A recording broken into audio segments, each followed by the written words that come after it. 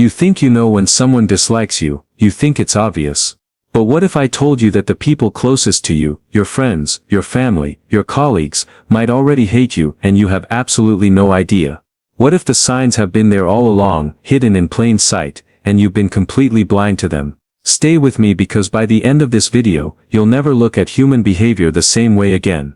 And more importantly, you'll discover the 7 psychological triggers that turn even your biggest supporters into secret enemies. Triggers that Carl Jung spent decades uncovering in his revolutionary work on the human psyche. Carl Jung discovered something disturbing about human nature that most people refuse to accept. He found that beneath our conscious minds lies what he called the shadow, the dark hidden parts of ourselves that we refuse to acknowledge. But here's what Jung didn't fully explore in his early work.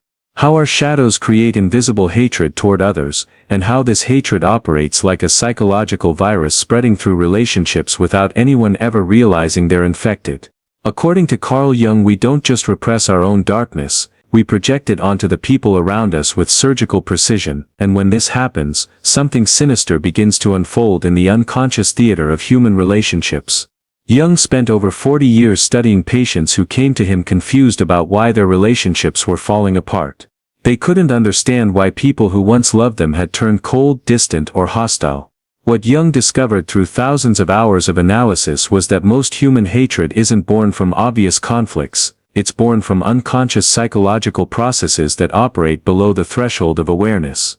But before I reveal the 7 triggers, let me ask you this. Have you ever noticed how someone's energy toward you changed, but they never said anything directly? Maybe they started taking longer to respond to your messages. Maybe their hugs felt different. Maybe they stopped making eye contact the same way. Keep that feeling in mind because we're about to uncover exactly what happened in their unconscious mind. The truth is, most people will never tell you they've started to resent you. Why? Because they don't even realize it themselves. Carl Jung called this phenomenon unconscious compensation, the mind's ability to hide its true feelings not just from others but from itself. The human psyche is incredibly skilled at creating elaborate justifications for feelings it doesn't want to acknowledge. Carl Jung said that envy is one of the most destructive forces in human relationships, yet it's also the most hidden. When you succeed, whether it's getting a promotion, finding love, losing weight, starting a business, or even just appearing genuinely happy, something dark awakens in the people around you, something Jung called the envious shadow. Here's what happens in their unconscious mind. According to Jung's research, your success becomes a mirror reflecting their failures, their unrealized potential, their abandoned dreams, and instead of celebrating you, their shadow begins to whisper poisonous thoughts. They don't deserve this. They got lucky, they think they're better than us now.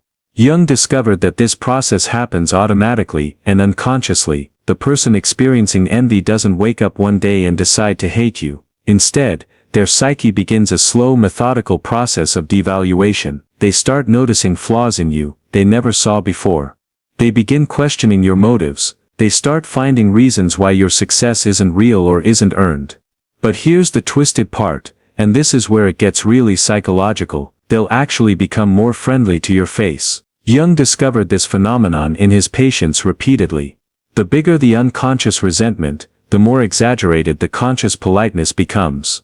This is what Jung called reaction formation, when the unconscious mind is so threatened by its own feelings that it creates the opposite behavior on the surface.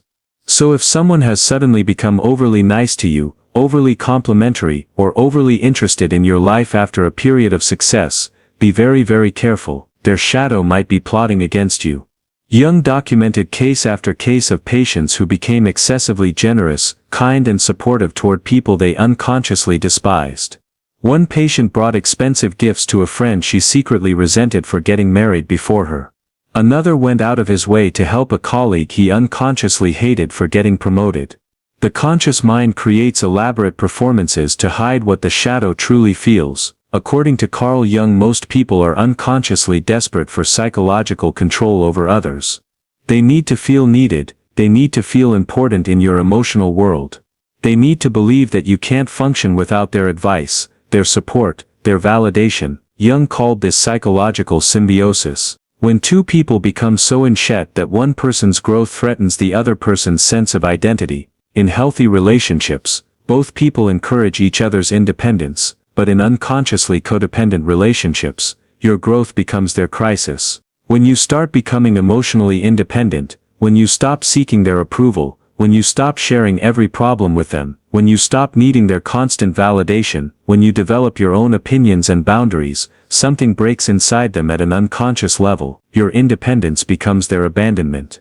Your strength becomes evidence of their weakness. Your growth becomes proof of their stagnation, and here's the scariest part, they will never admit this to themselves. Instead, their unconscious mind will start finding fault with everything you do, that new confidence you have. They'll call it arrogance, that peace you found, they'll say you've become distant and cold, that boundary you've set, they'll claim you've become selfish, that success you're enjoying. They'll insist you've forgotten where you came from. Carl Jung called this projection, when we take our own uncomfortable feelings and throw them onto someone else like a psychological hot potato, but when it happens to you, it feels like the whole world has gone crazy, you're becoming the best version of yourself, and suddenly everyone seems to have a problem with it. Jung spent years analyzing this pattern in his practice. He found that people who are threatened by others' emotional independence often have deep-seated fears of abandonment that date back to childhood. When you become less dependent on them, it triggers these ancient wounds and their unconscious mind goes into survival mode.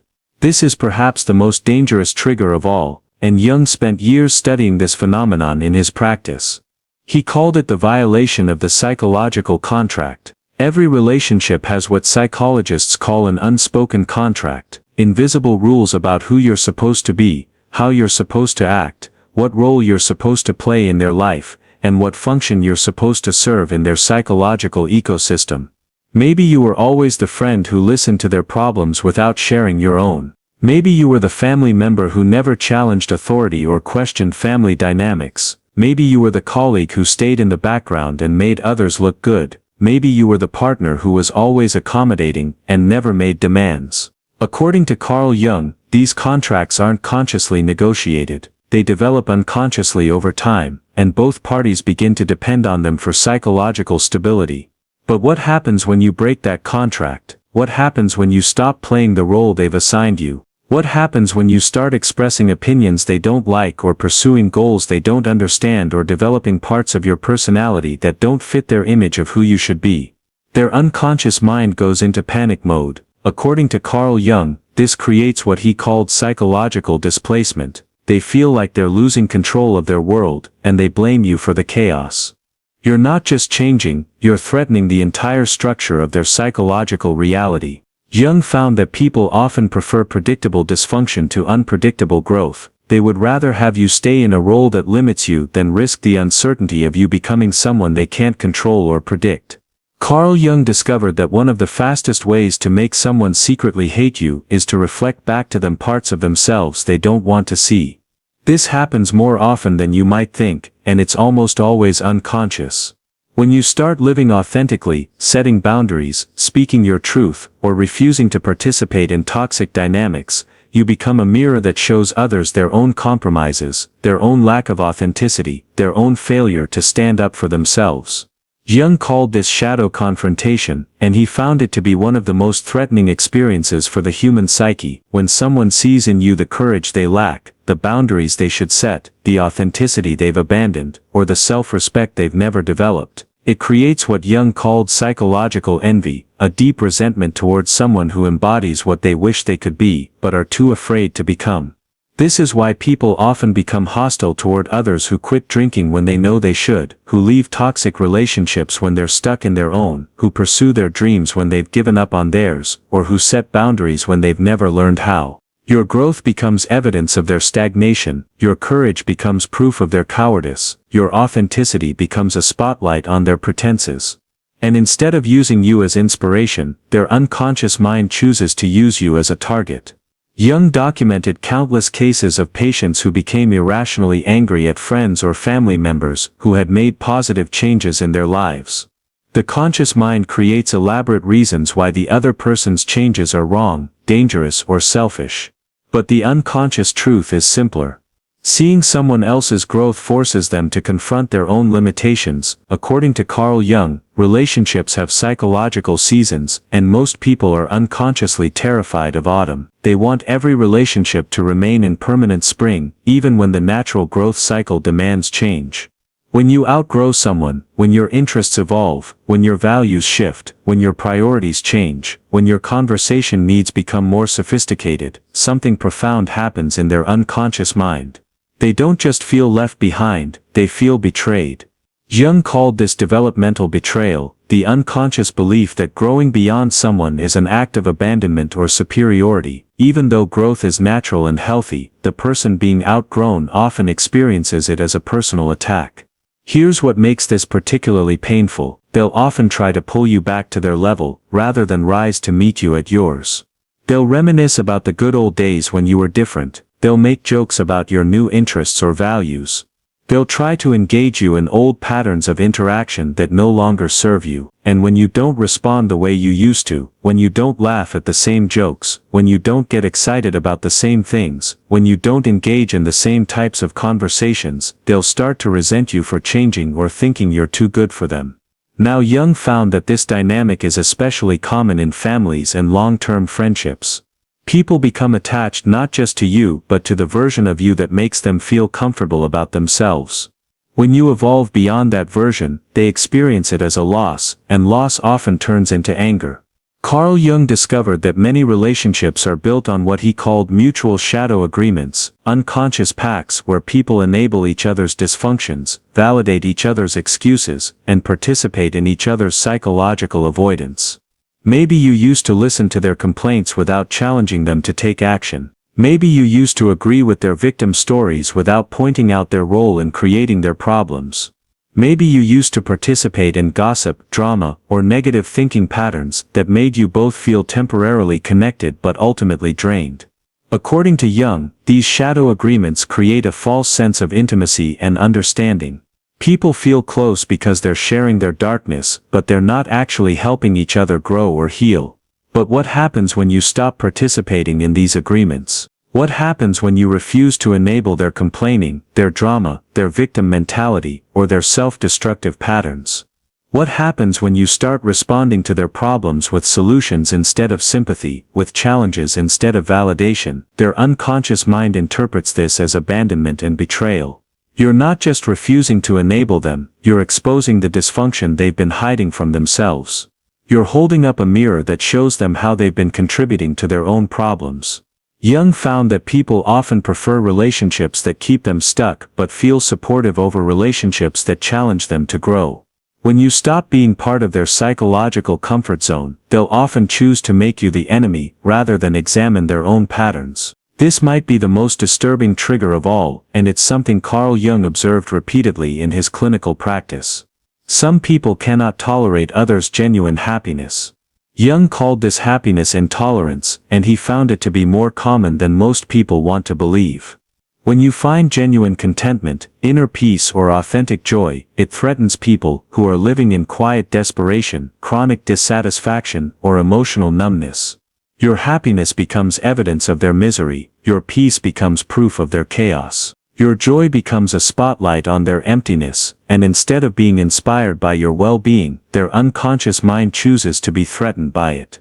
According to Jung, people who are genuinely miserable often surround themselves with others who are also struggling because it makes them feel normal.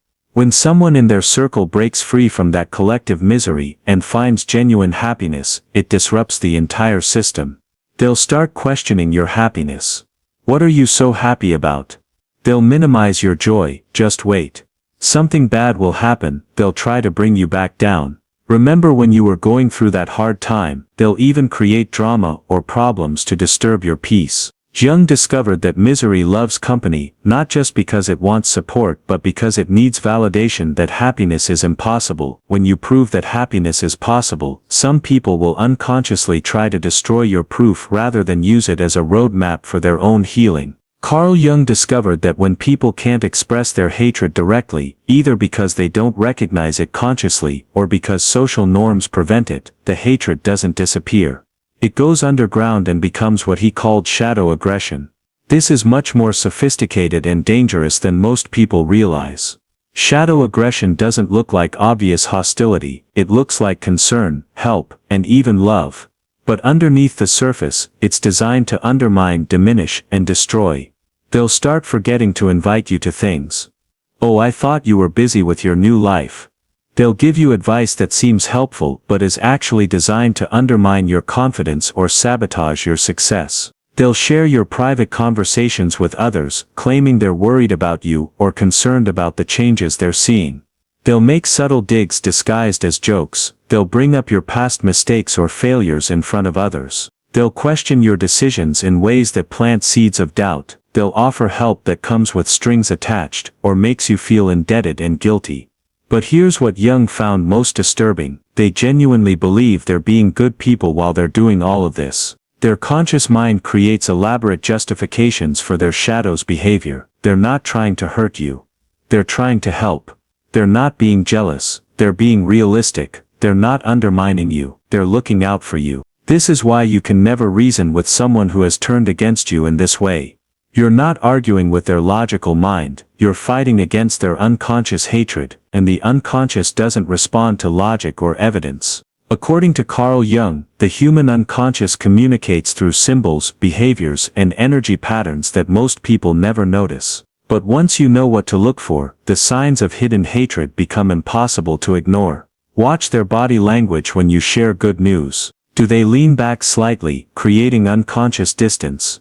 Do their smiles reach their eyes, or do they look forced and mechanical? Do they change the subject quickly, as if your good news makes them uncomfortable? Do their congratulations sound genuine, or do they have a hollow, performative quality? Listen to how they talk about other people's successes. If they're constantly finding ways to diminish others' accomplishments, minimize others' achievements, or find the negative angle in every positive story, your turn is coming. Jung called this success intolerance, and it's a reliable predictor of how they'll respond to your own growth. Pay attention to their jokes about you. Jung discovered that humor is often the shadow's weapon because it allows people to express hostility while maintaining plausible deniability. Those little digs disguised as playfulness. Those comments that make you feel bad, but you can't quite explain why. Those teasing remarks that always seem to target your insecurities or achievements, that's their unconscious hatred leaking out through the socially acceptable channel of humor. Notice their energy around your boundaries. People who secretly resent you will constantly test your limits, push your boundaries, and try to make you feel guilty for having standards. They'll act as if your healthy boundaries are personal attacks on them. And here's the most chilling sign Jung identified. They start recruiting others to their side. They'll share concerns about you with mutual friends. They'll plant seeds of doubt about your character, your motives, or your mental state. They'll create a narrative where you're the problem, and they'll gather evidence to support that narrative by reinterpreting your past actions through the lens of their current resentment. Carl Jung said that most people would rather remain unconscious than face the darkness within themselves. It's easier to hate you than to examine why your growth threatens them.